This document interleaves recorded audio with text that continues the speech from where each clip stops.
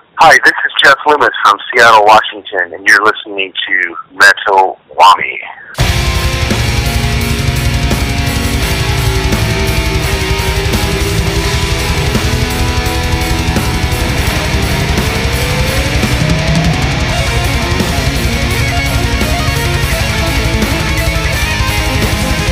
Hey guys, this is Kunal from Metal Wani, and today I have with me one of the greatest guitarists of all time, Jeff Loomis. Hey Jeff, how are you doing? I'm doing great, thank you very much. So this year has already started out on a great note for you. You have new stuff coming out with Conquering Dystopia, and you just played the very first show with them at NAMM. So tell us more about that stuff. Oh yes, Keith Barrow and I basically, with our other members, Alex Rudinger and Alex Webster, had our first public performance at the annual NAMM show convention in Anaheim, California. It went very, very well. It was a great success for us. It was kind of overwhelming because there was a lot of people there for our first show. You know, there was probably, I would say about 2,500 to 3,000 people there. Yeah. So it was kind of I was a little bit nervous, but we had a lot of rehearsal time that we were able to do before the concert actually happened, and that went really well too. So yeah, it was a really, really good first show, and had a lot of great opportunities just to meet a lot of great people this year and just talk about this new project that we have going. So I would say all in all, it was a great success, and we're very happy with the way that it turned out. Wow, that's great. So, going a bit back, how did guitar happen for you? I mean, it was something you were exposed to from an early age, or you just happened to pick it up naturally? Well, when I first started playing music, I didn't start with guitar. I started playing drums. And my father bought me a three-piece drum kit when I was about, 9 or 10 or something like that. And I would just play along to music that was just laying around the house. My dad was a huge fan of like 70s progressive music, like Yes and Genesis and ELO and bands like that. And I would just put headphones on and kind of play along. So I guess realistically, it gave me a good sense of rhythm, and I just enjoyed playing drums. But to be honest with you, I wasn't very good. I tried, and I was kind of a shy kid. So my dad was always pushing me to get lessons and just to kind of better myself as a musician. But I just never would want to do that. I just want to stay in the basement and just play drums and have fun as any kid would want to do. But I kind of realized that I wasn't a good drummer, and my dad had a classical guitar laying around the house, and I picked it up one day and just started playing some simple chords. I think he had like a book by Mel Bay. It was like book 1 or something like that, where it showed you basic chord formations and stuff like that. And that's kind of how I began. I started noticing that I was much better on the guitar than I was at drums. So I would start like listening to records and just kind of learning the chord changes and stuff, especially like early Van Halen records and, Iron Maiden and stuff like that. And I guess my dad started noticing too that I was becoming pretty good at a pretty fast rate. So I started taking some Greek lessons, and then I would get lessons from private teachers and stuff like that. But most of my playing is really, self-taught. I just listened to a lot of music, and I guess I was blessed with having a fairly decent ear on being able to pick up, chord formations from other players. So I would just sit in my room for hours and just go at it, just have fun with it. And it wasn't until later on when I turned about 15, 16 where I started getting really turned on listening listening to Yngwie Malmsteen and Jason Becker and Marty Friedman. That's when my playing really started to progress, because I wanted to play kind of faster and just with better technique. So those guys really influenced me to be a better guitar player. So that's kind of how it started, really. Wow, great. And I believe at the age of 16, you actually happened to audition for Megadeth. How did that happen?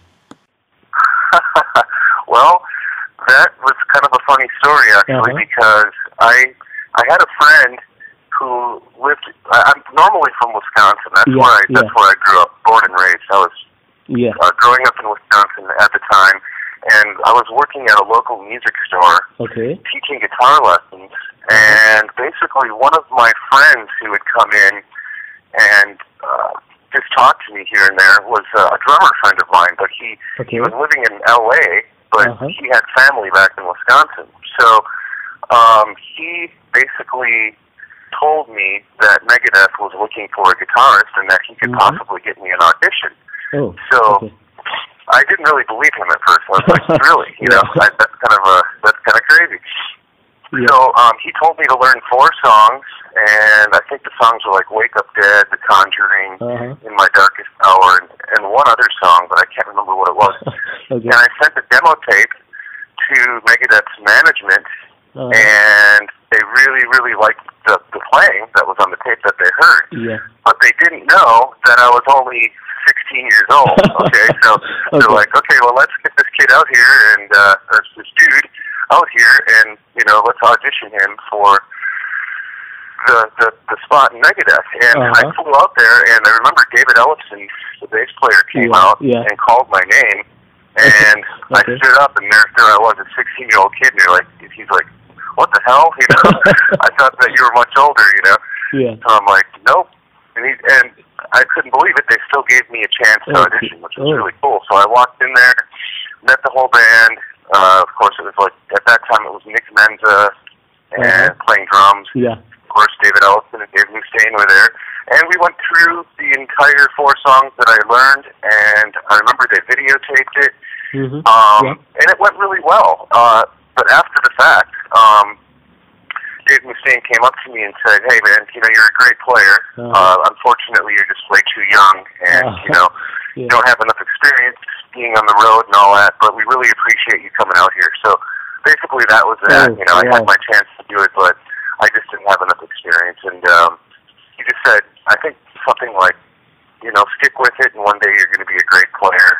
And it's funny because, 20 years later, in 2005, you played I was touring with Megadeth, with the Gigantour, which was the very first Gigantour in 05. So that was really cool how that all turned out. But the even funnier story is I remember going to Chicago right after the audition to see the band Cacophony play. And that was at this club called the Thirsty Whale, which now doesn't exist anymore, but lots of national acts used to play there. And I remember telling Marty Friedman about how I auditioned for Megadeth, and I remember his eyes kind of lighting up, and he's like, oh, really?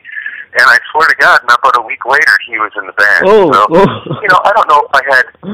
if I had anything to really do with that, but I did mention it to him, and it's just kind of a funny story because,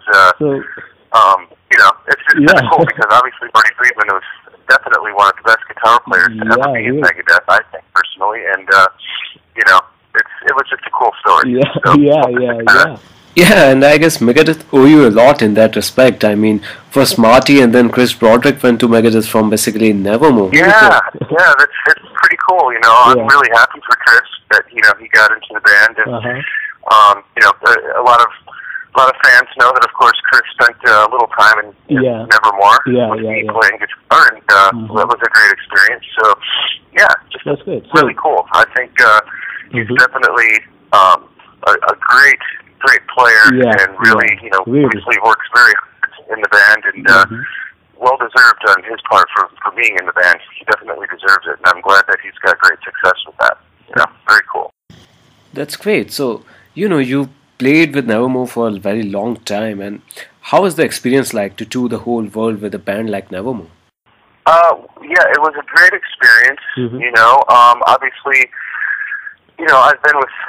I moved out to the Pacific Northwest here in Seattle back in '91, and that was, of course, right when the whole grunge explosion happened here. Nirvana and Alice in Chains and all these bands like Soundgarden and Pearl Jam were just, making it a pretty big deal here, and that was right when I joined the band Sanctuary. So I came out to the Pacific Northwest to join the band Sanctuary, and that only lasted about 2 months. The band kind of fell apart, and basically Warren Dane and Jim Shepard and I wanted to stay together and play metal music. We weren't very interested in the whole grunge thing. We appreciated that, since, of course, we're from Seattle, but we wanted to stay more true to our roots and form a metal band, and so that's kind of how Nevermore came to be. And, we didn't get signed until 1993, so we were playing a lot of shows between 91 and 93, and, of course, Century Media kind of took interest and signed us in 93, and then we started to record our, first record, which was kind of like two records combined, actually, our self-titled one, which was just Nevermore. And then we started touring professionally in 95. So, I guess honestly you could say that Nevermore was together for almost 18, 19 years, So these guys were my family and all that, and we spent a lot of time on the road together, and, a lot of great things happened. We had a lot of really solid records, man. Dead Heart and the Dead World and This Godless Endeavor and Dreaming Young Black are all very strong records, and, good songwriting and stuff like that, and just stuff that I will never forget, But, all good things must come to an end. Every book has its ending, but that's kind of what happened. The band kind of fell apart in 2010, and, I personally just kind of wanted to move on and do other things and explore other territories with music and play with other musicians. And that's kind of like where I'm at today. But, I definitely remember everything being a lot of fun, and there's nothing I would change about anything. We had good times, and, a lot of people ask if I'll ever do anything again with Nevermore, but at the moment, I just don't know, I know that Laurel and Jim are kind of not redoing, but are back in the studio right now doing another Sanctuary album. So, everybody's still doing something musically. It's just not Nevermore. Van Williams also has Ashes of Aries that he is in, and and I'm doing my thing with Conquering Dystopia, so we're all still friends. We basically still talk from time to time, and of course, Van Williams is one of my best friends. I talk to him on a weekly basis, so we keep in touch quite a bit, man. But if I could just tell you that it was a great time, that's what it was. It was a good time. Wow, great. So, coming to your solo stuff, you released Zero Order Phase in 2008 and Plains of Oblivion in 2012, and then last year you also came out with an EP. So, how different was it to write in a solo setting as opposed to, say, writing for Nevermore? Well, the solo stuff came to be just because I'm a huge fan of instrumental music. You know what I mean? Like, stuff like, obviously Jason Becker, Murray Friedman, Ingve, all that stuff. Big fan of the, 80s shred, shrapnel era records, which I really, really love. And, of course, a lot of the Nevermore stuff that I wrote was, very, very cool and very guitar-oriented, but I kind of wanted to take it to the next level. And that was back in 2008, when Nevermore had a bit of downtime. We were doing a lot of touring. We were out all the time. And come 2008, I kind of wanted to do an instrumental record. So I started just talking around to some producer friends of mine, and the first guy that I thought about was Neil Kernan, who has worked a lot with Nevermore in the past. He's done the first records and also Dreaming Young Black, and I just asked him if he would be interested in producing a solo record of mine. And he said yes, and that's kind of how that came to be. I just wrote most of the stuff in my studio at the house here, and we ended up recording a lot of it at my house here too, which is kind of cool. But it was just kind of like another avenue for me to take besides Nevermore. Not putting my eggs all in one basket. I kind of wanted to spread myself out a little bit differently with putting out some instrumental music. So that's kind of how that came to be, man. Great, and Plains of Oblivion went into a different direction than Zero Order Phase. Like, it had a multitude of guitar bits on it, and then there were vocals. So, how did that stuff happen? That was something that was kind of just an idea from me and also Century Media, thinking, hey, why not put a few vocal ideas down on the record. Of course, Isan and Christine Rhodes sang on the last record of mine. Yeah, that was just kind of an idea that I had that I put out there to kind of change it up a bit, not to have a full record that was, fully on instrumental. Yeah. You know what I mean? Yeah. I mean, instrumental music, of course, is not as popular as it was back in, the late 80s, mid 80s, early 90s. I don't think people really, people still love instrumental music. Yeah, but they do. It takes a lot of work yeah. to really make them interesting for people to keep interested. Yeah. But, that was really just an experiment kind of thing that I wanted to do. I definitely am a huge fan of vocals, and wanted to share that a little bit with some vocal songs that I basically wrote for the album. And Christine Rhodes, basically has been a friend of mine since way back, the early Seattle days, and we'd always talked about possibly working together because she's got an amazing voice, Yeah, and she is. Yeah. so I basically wrote 2 or 3 songs for her, and she recorded them beautifully, and the whole Isan idea came across. It was so funny because we had this really, really heavy song for Plains of Oblivion that was initially supposed to be another instrumental. Okay. But we were like, this sounds like it could be a great vocal tune. So me and my producer, Aaron Smith, were like, who could be killer on this, and basically came up with the idea that Isan would be insane, to have his vocals on that song.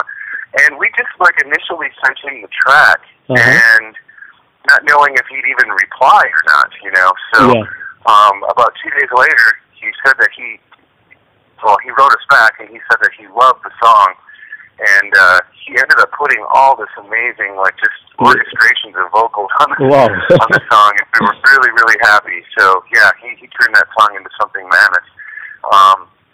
So yeah, it was really cool.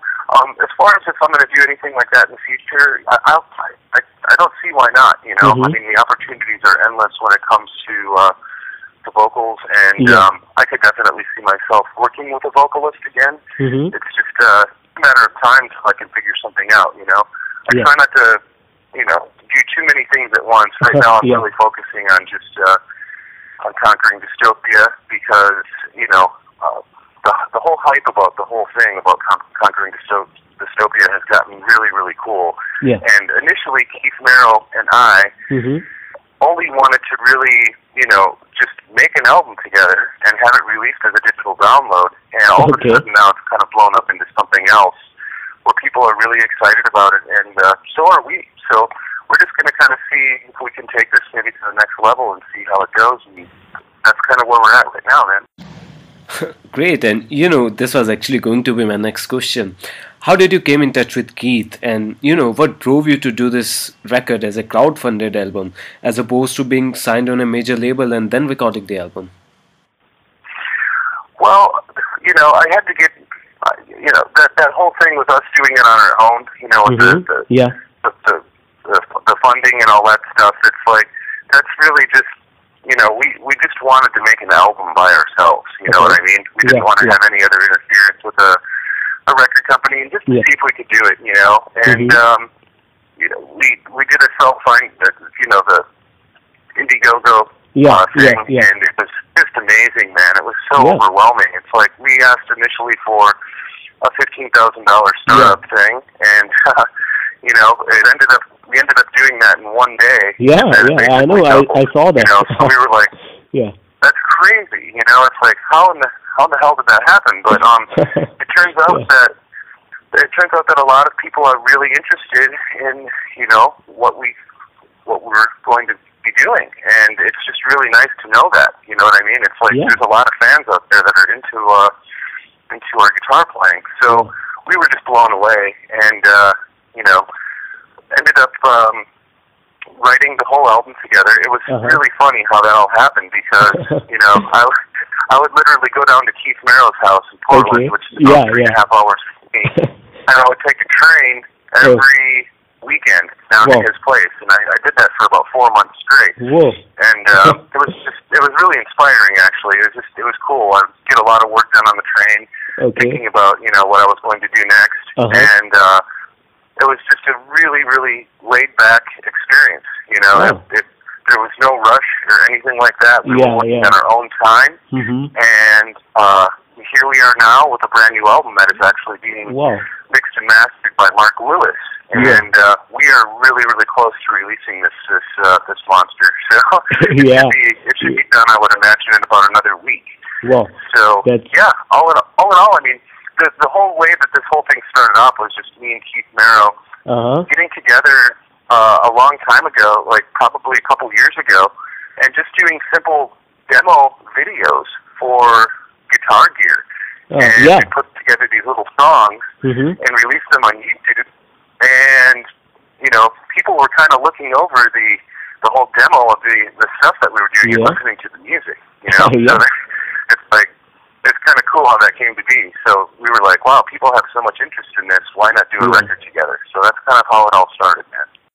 Wow, awesome. So, how does the writing process go for this album? I mean, did you and Keith wrote all the parts, or Alex Webster and Alex Rudinger too made their musical contributions in the album?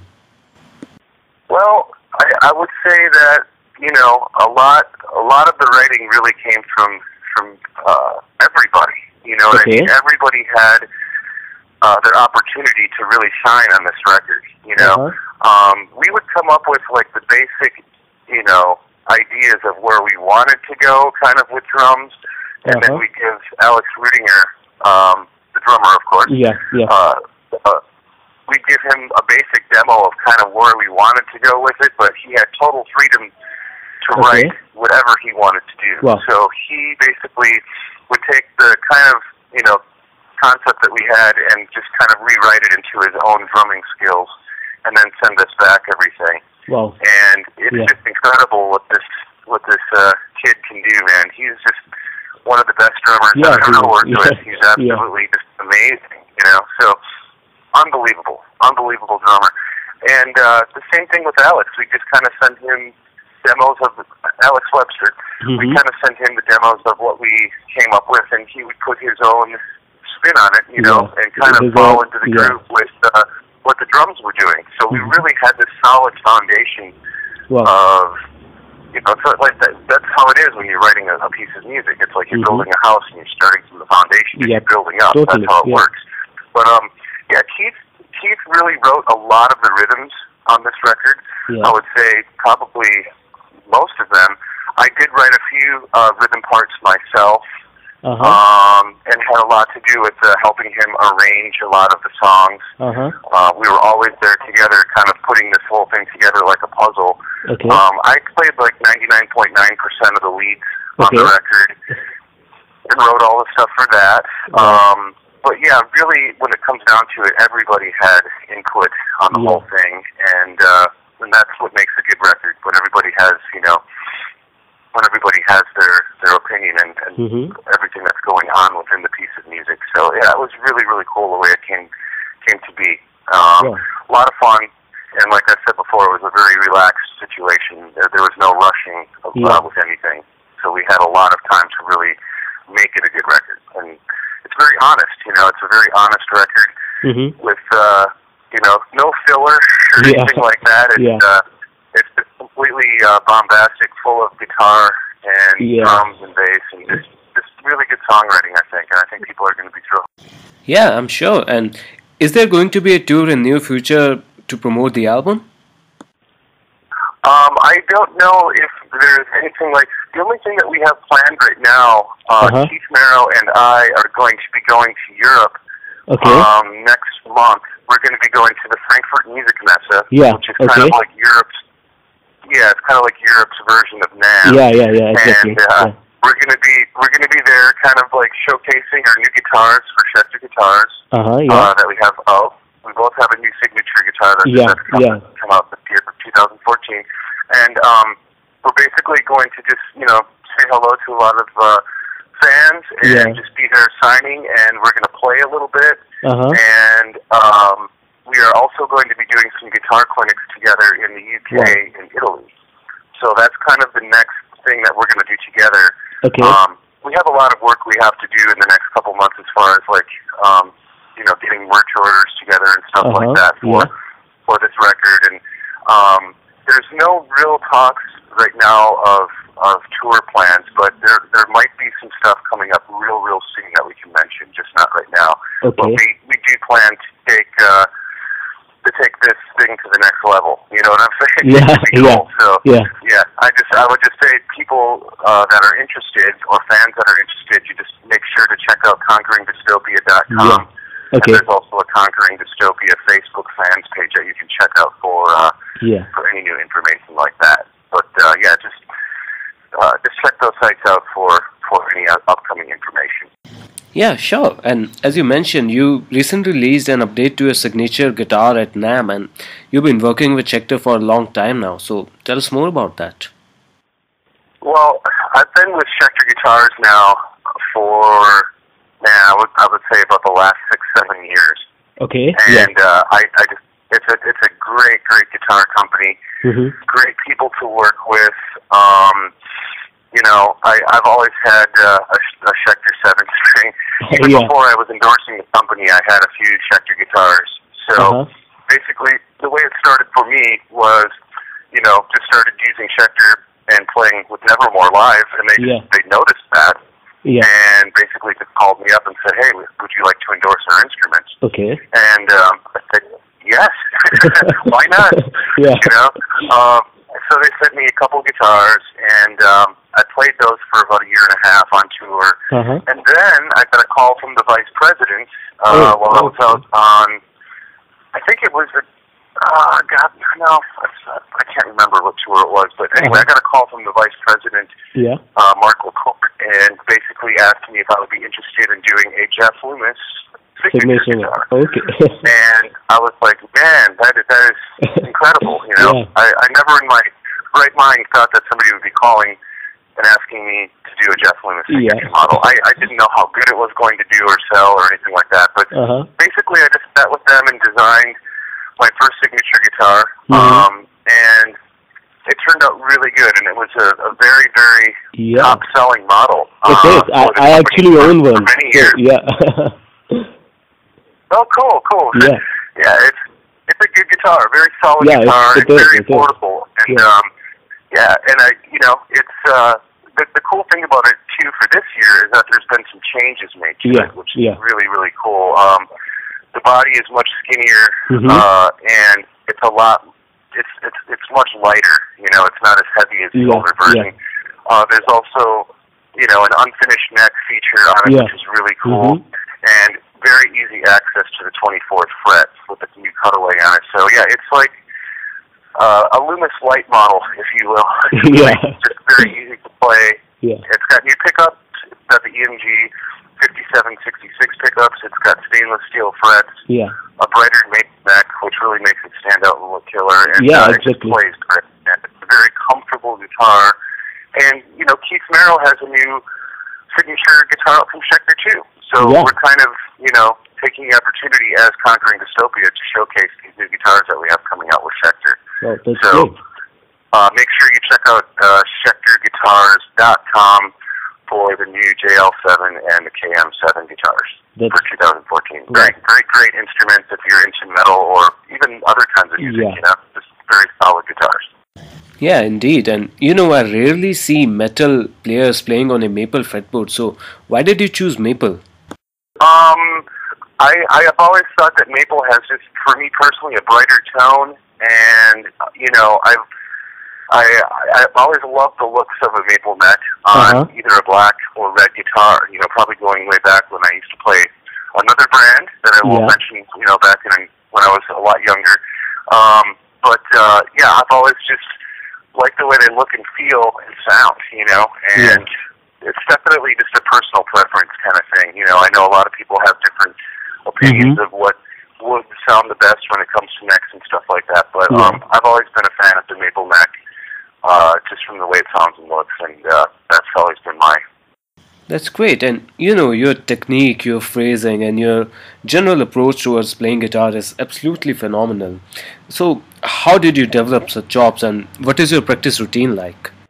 Okay, well, I don't know, that all goes back to a lot of time spent practicing, back when I was very, very young. I didn't sit in my room for hours and hours because I had to practice. You know what I mean? I wasn't forced as a child to practice by any means. I simply sat down in my room for hours and hours and played because I really loved and still do love guitar. You know, I mean, it was something I just enjoyed. So I would wake up early in the morning, you know, and start practicing scales and stuff like that.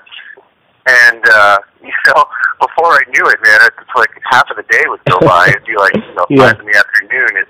I'd be like, wow, that's insane. You know, it's like all that time goes by so quickly when you're really having fun. And that's really what it was for me, was just enjoying playing the instrument. Wow. And I think a lot of it came as well from having a lot of support from my parents. You know what I mean? Yeah. You have these parents nowadays that are like, okay, you know, you can go practice your guitar for an hour, but then, you know, you have to study or something. to school. Yeah. Well, my parents were much different than that. My parents were actual school teachers themselves. Oh, okay. My dad was a psychology teacher, and my mom was an English teacher. Okay. And they let me stay home from school to practice. That's how much they supported me. Wow. So I was really fortunate to have, you know, wonderful parents, you know, just letting me do what I wanted to do, because they could tell that I had interest in it, and they knew that I was good at it. So they're like, you know, why not let him do what he wants to do, because he's good at what he's doing.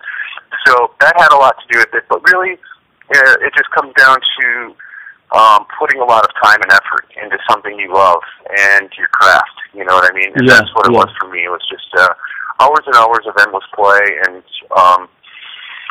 just focusing really on my right-hand technique. You know, I noticed that the fastest pickers and the guys with the best technique were not using their whole arm to pick. You know, like players like Paul Gilbert, exactly, or Yngwie. Even Yngwie. You know, like you notice that their right arm really rests on the guitar. It's just and their they're hand using movement. a lot of their wrist. You know, it's all in the wrist. You know. Yeah. So I would really focus on just planting my arm on the guitar body and just really just utilizing my wrist as far as getting the really fast, like, tremolo picking going. Yeah, exactly. And, that's how it kind of started, man. And, you know, I think I just took one string at a time and just kind of went back and forth on it for hours with, like, a metronome. And then I started, you know, introducing other strings. And then I, like, just played all 6 strings, you know, with modes and stuff like that. And before you knew it, you know, it's like, if you spend enough time at it, you know, you become good at it, and that's kind of how it happens. Yeah, true. So, well, my last question for you would be, what's next? What's next?